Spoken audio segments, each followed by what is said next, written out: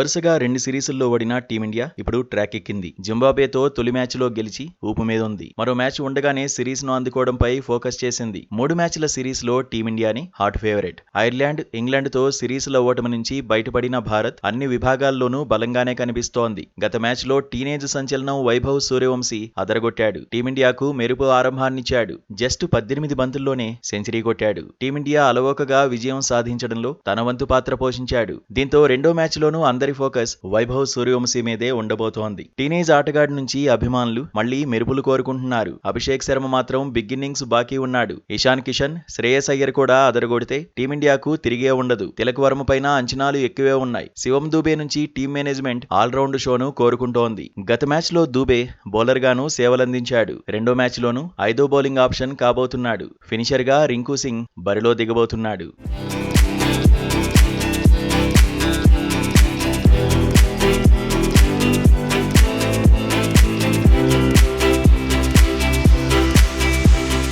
జింబాబ్వేతో రెండో టీ20లో భారత్ తుది జట్టులో మార్పులేమీ ఉండకపోవచ్చు. బ్యాటింగ్లో బీభత్సంగా కనిపిస్తున్న టీమిండియా బౌలింగ్లోనూ మెరుగ్గానే ఉంది. సీనియర్లు లేకపోయినా కుర్రాళ్లు దుమ్మురేపుతున్నారు. తొలి మ్యాచ్లో మయాంక్ యాదవ్ హైలైట్ గా నిలిచాడు. 145 కిలోమీటర్లకు పైగా వేగంతో బంతులు సంధించాడు. ప్రత్యర్థి బ్యాటర్లను బెంబేలెత్తించాడు. 2 కీలక వికెట్లు తీశాడు. ప్రిన్స్ యాదవ్ కూడా 2 వికెట్లు తీసి ఆకట్టుకున్నాడు. వికెట్లు తీయనప్పటికీ అశోక్ శర్మ సైతం తన బౌలింగ్ తో కట్టిపడేశాడు. స్పెషలిస్ట్ స్పిన్నర్ గా రవి బిష్నోయ్ పై అంచనాలు ఉన్నాయి. తొలి మ్యాచ్లో బిష్నోయ్ మెరుగైన ప్రదర్శనే చేశాడు. రెండో మ్యాచ్లో బౌలర్లు సమిష్టిగా రాణిస్తే జింబాబ్వేకు కష్టాలు తప్పకపోవచ్చు. మరోవైపు జింబాబ్వే భారత్ను కట్టడి చేయాలనే పట్టుదలతో కనిపిస్తోంది. సిరీస్ను లెవెల్ చేయాలని ఆరాటపడుతోంది. అన్ని విభాగాల్లోనూ పోరాడితే భారత్ను కట్టడి చేయొచ్చని ప్లాన్ చేసుకుంటోంది.